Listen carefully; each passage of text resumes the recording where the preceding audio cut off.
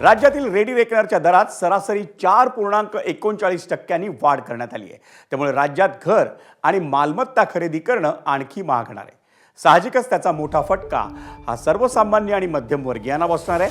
राज्याच्या नोंदणी आणि मुद्रांक विभागाकडून गेल्या 3 वर्षांमध्ये रेडी रेकनरच्या दरात कोणतीही वाढ करण्यात आली नव्हती, पण यावेळी राज्यातील सर्वच विभागात रेडी रेकनरचे दर हे वाढवण्यात आले।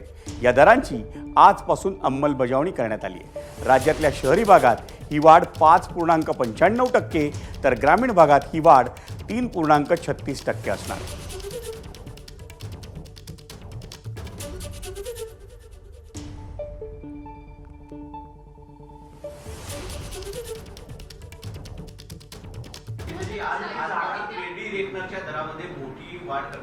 बरोबर आहे। म्हणजे घरं महागणार, घरं महाग झाली, कचरासाठी तुम्ही जास्ती येता। आता पुढच्या महिन्यापासून मला वाटतं अदानी आणि बीएससीचे विजेचे दर वाढतात।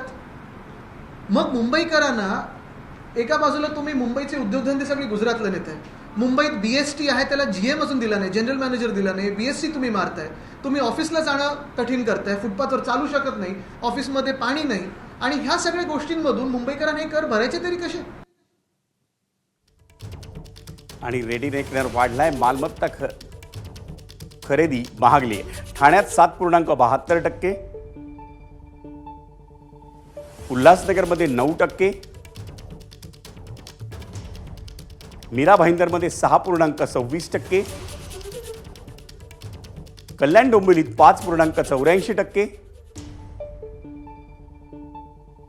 नवी मुंबईत 6.75%, वसईमध्ये 4.5% आणि पनवेलमध्ये 4.97% रेडी रेकनरच्या दरात वाढ झाली। एबीपी माझा, उघडा डोळे बघा नीट।